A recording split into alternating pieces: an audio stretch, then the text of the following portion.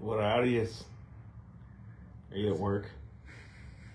Because we got lots to cover. Got a lot to cover, folks. It's Massey and Mike, Self-Evident Podcast. How you doing? Guys, when you get on here, don't be bashful. Tell us where you're from. Tell us what you're eating. Tell us something. I like that. What do you sniff? I don't know. Sniff out what you're eating. Sniff. I don't know. But guys, we got a lot to cover this morning. Obviously, we're not different. Yeah, like it delays like 15 seconds before it actually says, "Hey, this is going live right now." There we go. So now we have people watching. Yay! Good morning. Good morning. Let us know where you're from. What'd you have for breakfast? That's the question of the day. I like that question. Well, let us know where you're from. Hey, Josh is on here. He's having a couple of mini victories, and I pray that God continues to do that for you, bro, because you're winning out there. That's good stuff. Well, so far, so good. I hope it's still going well. Good morning, bro. So the Lord's put some stuff, not just the Lord, but us. You know, we're seeing some things out there, right? Because it's obviously all the Lord, but like we're not saying it's a prophetic word or anything. But there's a lot of stuff happening in the nation that we think you need to be aware of. Horror. And honestly, the whole reason that we it's kind of going to be a different one today because we've got just a spattering of a bunch of different stuff because there's a lot going on. You're not crazy. And I think some people are like, it's just the news. It's just the news. No, it's not just the news. There is a lot of crazy stuff going on. And so we're going to cover some of it, but obviously, as we always do, we are going to give you hope because that's what we're here for. So I just wanted to do a collection of some stuff going on. So you had a guy crash his car into a Capitol barricade. Seems he set his car on fire and then shot his gun in the air and then shot himself. We also had a guy who attacked an FBI building after the Trump raid. He used a nail gun to try and take out the bulletproof glass because... A nail gun? Somehow he decided that was going to take care of the bulletproof glass.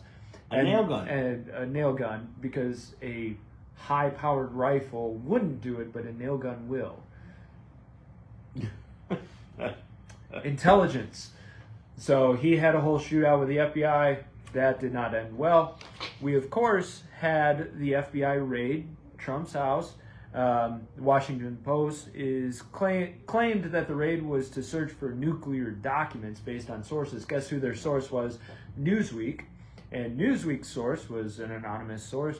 Merrick Garland claimed it was small in scope. And, of course, a source said he had nothing to do with it, didn't approve it. He had no attachment to it. Yet then Garland came out and said, yeah, I signed it. The judge who signed the warrant left being a prosecutor in the Epstein case to become a defense lawyer for Epstein's employees the next day, and now he's a judge. The affidavit was not included in the warrant. The affidavit explains to the judge why he should sign the warrant. Still haven't seen that. There's talk Trump could be tried under the Espionage Act. You getting the hint? This whole situation is a mess. Yeah, so it really is. If you're opposing government, you can become a criminal. And they're trying to make an example out of him, so that's what's happening. They're making an example out of him, and this isn't anything new. It's in Scripture, too. Mm-hmm. When vengeance comes on wickedness, and they try to make an example of those who are living righteous. And so there's more coming. So the news... why I titled this whole podcast, When the News Isn't Enough, Force is because if they can't convince you, they're going to somehow make you do it one way or another. That's what they're trying to do anyway. But we have hope because that doesn't always happen. That judge also removed himself from the Trump versus Hillary case, conflict of interest. I'll have to look into that. Yeah, you know what's funny is I think more and more as we're seeing this, the people aren't stupid. You know, they're saying this is bad for the Republicans. It's actually going to be good, I think, for the Republicans because I think the left's even starting to see how wicked and corrupt they are. Like, this is great madness right now. You can't lie anymore, really. You know. And you're starting to get some voices that don't normally come out that have actually come out. John Ratcliffe, former director of the National Intelligence, even he came out and said, This isn't good. This whole thing isn't good, how this was handled.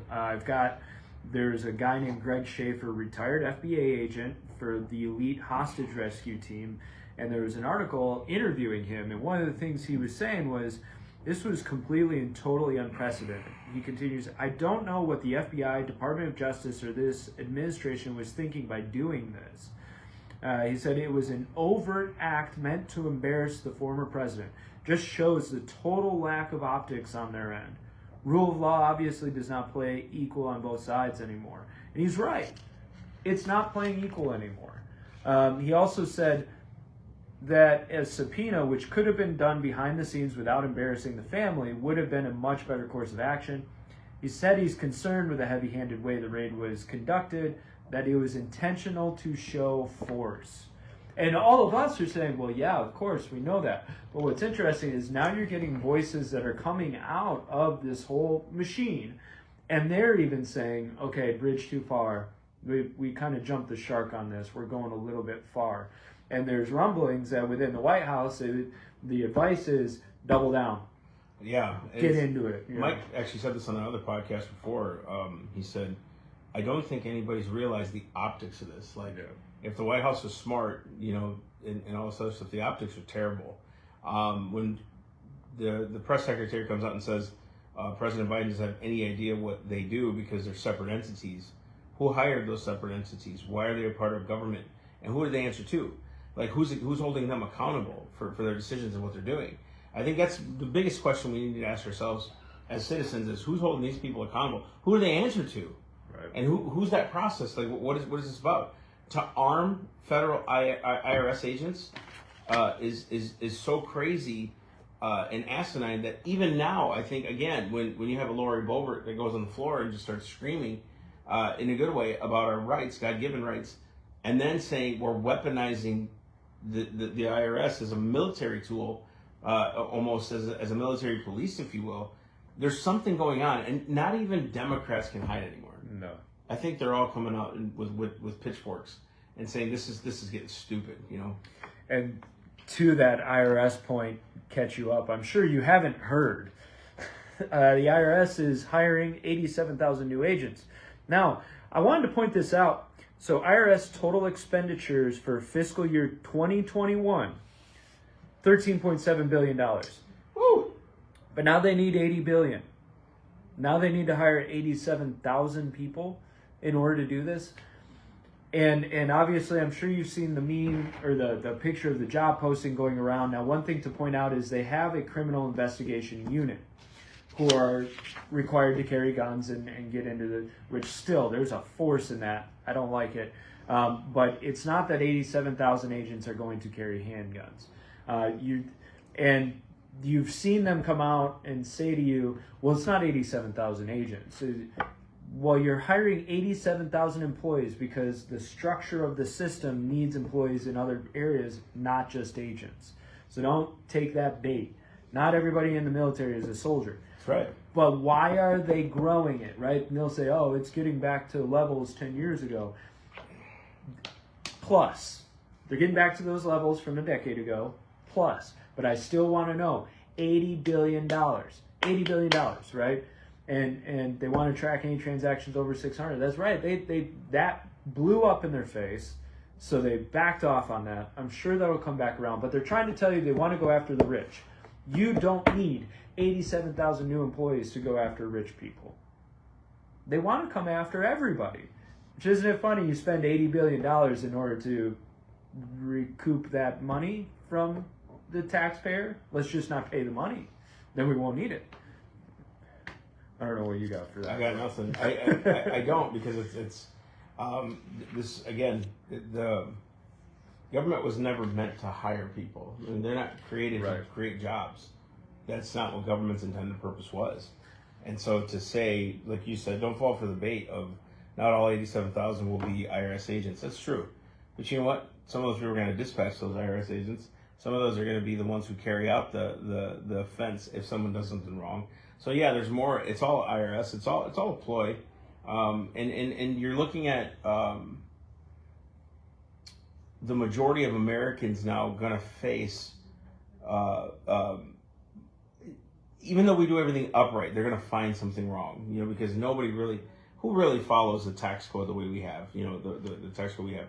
Who knows what's going to happen to all of our write-offs and all these other things? And they're just going to crack down. And it's so crazy. It's like, I need permission for a write-off. This is how far it's gotten. So, but here's the hope. Here's where we're at. It's when crap hits the fan, it seems like people mobilize. But the problem is most of us don't know what to do, right? And I think it's going to be a same scenario the way COVID was. Either you're going to participate in it or you're not.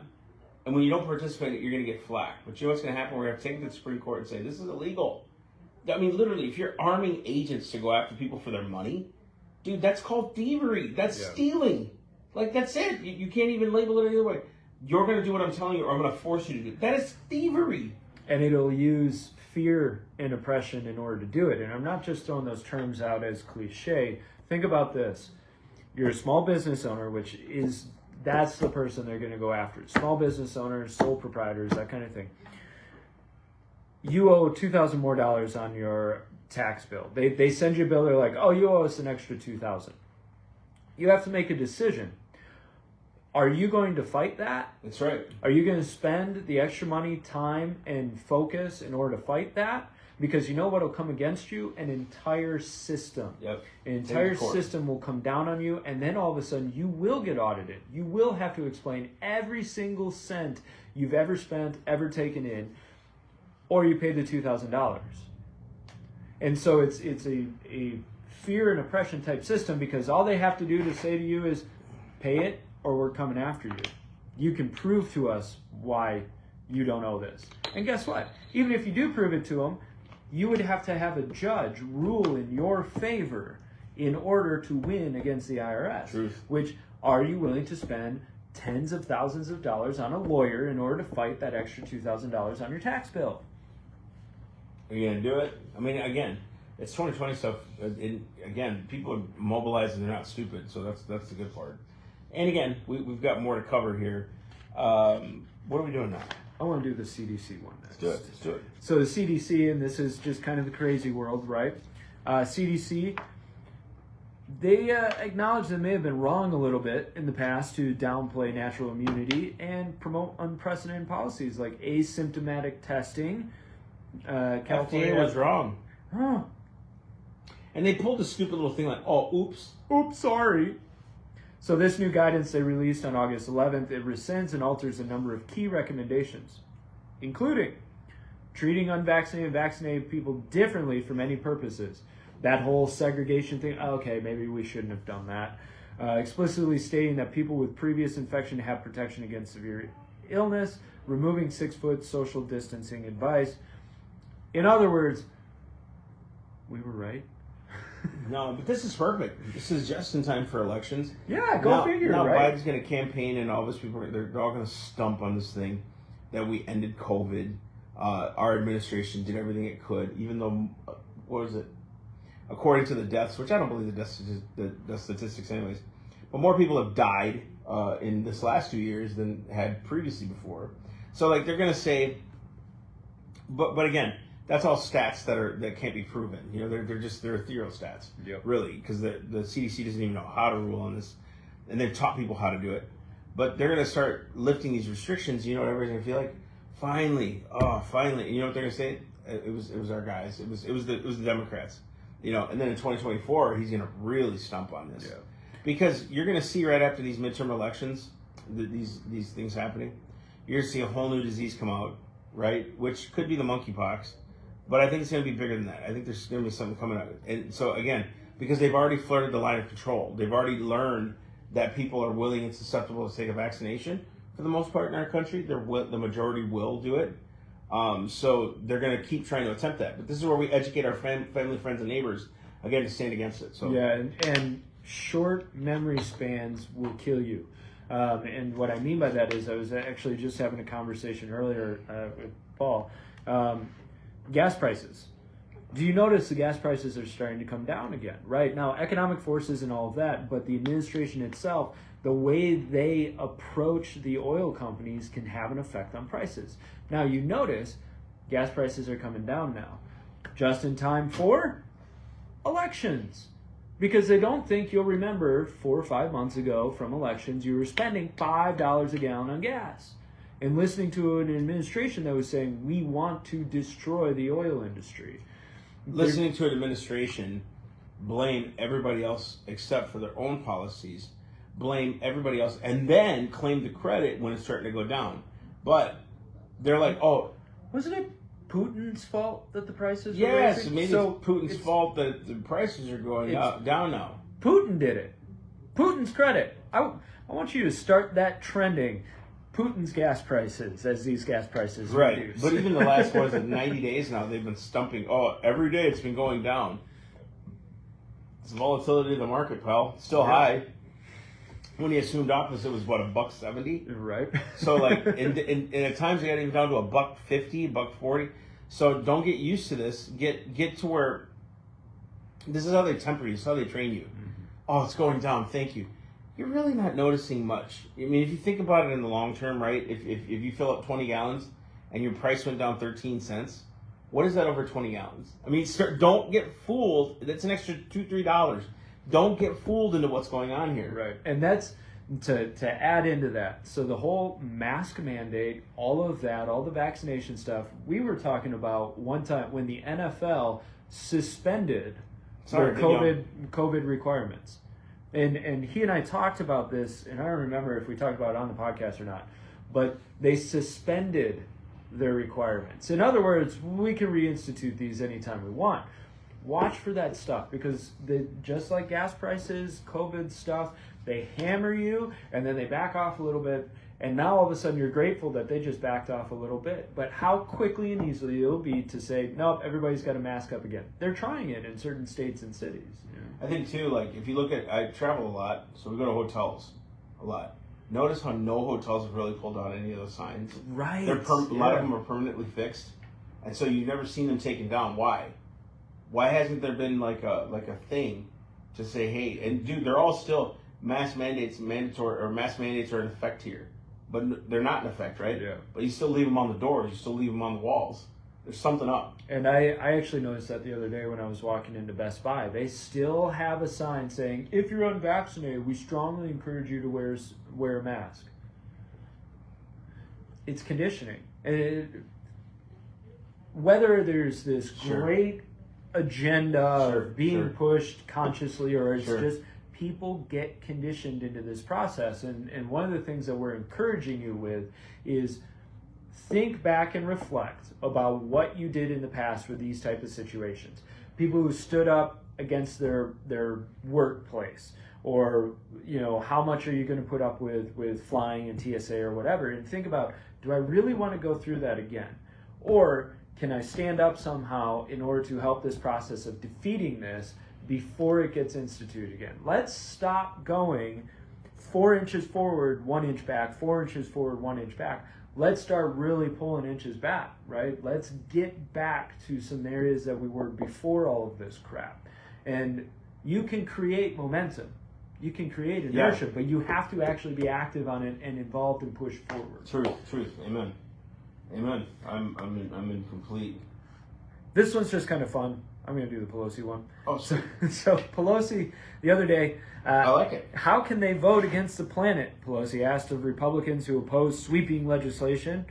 And this article even pointed out, add some 87,000 new IRS agents. She says, Mother Earth gets angry from time to time, and this legislation will help us to address all of that. Somebody tweeted in response, so literally faith-based legislation. Could you imagine the Christian coming out and saying, we have to do this to appease God? I mean, I'm not against it, I guess. I mean, yes, but more. But, yeah. Do you hear that? And what and I'm not getting into the whole deep theological build of that, but supposed Catholic is coming out and saying we've got to appease Mother Earth, so we have to pass this, and I find it rather entertaining. But also, once again, stuff we've been talking about a lot. Emotionalism leads to these kinds of things. It's all emotional based. I can't believe the Republicans voted against it. That's not what they voted against. They voted against the other crap that was in this bill. Right. And you can't fix this planet. I don't care. Like, it's funny. What are we going to do? We're going to force everyone to buy battery efficient. It's putting us more in debt. We're going to force people to buy more fuel efficient vehicles. We're going to take off vehicles that are this. We'll give incentives to go buy a Tesla or whoever, a Ford, whatever it is, right? And it's all doing this right now. It's all happening because the forces that be want it to make you know that if you don't listen to them, then you're the one in the wrong, and then they have now become God. So in other words, they play your conscience. Everything that's happening in some of these things we're writing about, it's all they're demanding your conscience now. They're demanding your conscience. They want your conscience. They want to be your conscience. And again, that sounds really weird, but it's the truth. It's true. I mean, look at that message of share this video, by the Mother way. Earth. Share with people. Yeah, lots please. of stuff. Look at that message of Mother Earth. Mother Earth will get mad unless we pass this legislation. Yeah, totally playing total fairy tale. Yeah, your ignorant conscience that Mother Earth cares about whether or not you pass this Inflation Reduction Act, which of course they think you're dumb enough to think that it'll actually reduce inflation. Did you see that the White House press secretary got folded into knots over that whole thing? So White House press secretary gets called out actually by an ABC reporter, which I was surprised. And the ABC reporter basically said, don't you think it's a little Orwellian to name this thing Inflation Reduction Act when the CBO, the Congressional Budget Office, has come out and said any inflation reduction is negligible? And she basically, she pointed the finger at everything else and said they don't know what they're talking about, basically, and pointed the finger at Republicans. It's Republicans' fault because, of course, it's your fault. And it's a conscience thing. If you step back, you'll look at the messaging that happens time and time again, and you'll see over and over and over again, you're basically being gaslit. You're being told you're crazy because you're seeing what they're doing. Truth. Oh, you're wrong. You're crazy. It's you just have to get in line with the Inflation Reduction Act. And so we say this to you as hope of like, understand what's being said to you. Truth. Has agenda. It has movement as propaganda, and be aware of it. Know what's being said because that's important. But a lot of times you look behind that curtain, and you've got Nancy Pelosi. Mm-hmm. And Christians, this is really testing your faith, right?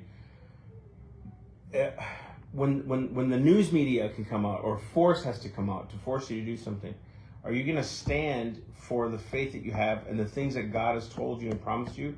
Or are you going to go with the flow and get into what the government is saying? And you really have to know your God. You have to know for the God of heaven for yourself. You've got to know within my conscience, I don't care what man tells me. I'm going to do what God is telling me to do. Was it Adam said, you have rights given to you before all earthly governments. Rights that cannot be repealed or restrained by human laws. They're given to us by the great legislator of the universe. So we have an issue to deal with here. Internally, this is the Christians, this is the hope time. Where does your faith lie? Is it fear where the government is pushing all this stuff, right? Again, I'll say this to the high heaven. We do this all the time. Your God is laughing at their plans. Your God is laughing. Dude, he says, be of good cheer. You're going to, in this world, you have tribulation. I've overcome the world through the tribulation. I've overcome it, he said. Where does your faith lie? Is it in you? Is it in the media? Is it in the government? Are you even hoping that a Republican fixes this? Y'all better be careful with this stuff, man. This stuff is borderline idolatry. Right. If we elect him or her, it's going to change. When the Spirit of God starts to fall on things, that's when it changes. That's what we really need to pray for. It's like, Lord, that we can't put hope in anything else except Christ. This is where the rubber meets the road for us. I just shared a thing from a friend of mine, and it said that you're not defined by your party. You're not defined by your tribe, the tribalistic mentality. You are literally defined by the God of heaven. So we're above the political realm in a sense. Not obedience-wise. I'm saying when they're disobeying God, we have to go above that in the Lord's view.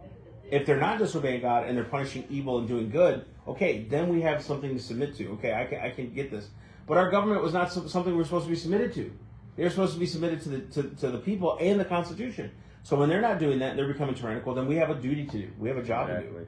So have hope. Take courage. This isn't a time to be fretful or fearful. We're showing you this stuff because it's like, hey, this is stuff we all need to know. I think this is important. But it's also fodder in your cannon. It's fodder in in the mental canon, I should say, because someone's going to say, "Oh, look at that! He wants people to shoot people." No, that's not what I'm saying. It's in your mental canon where you can fire off and say, "No, Lord, you're on the throne. You're on the throne, not me. You're on the throne, not me." And one of the reasons to go along with that we cover this stuff is so that you guys understand the full picture. Because it's very easy if you just hear what's being told to you by mainstream media that you tend to get beat down and just go along with it. Or if you just listen to what the politician said, you just tend to go with it. It reminds me of when Pelosi said, well, we have to pass it to know what's in it. Guaranteed there was a group of people who went, yeah, I think she's right. We got to pass it to know what's in it. We couldn't possibly look at it beforehand, which they had it for a long time before they ever put it on the table. They knew what was in it.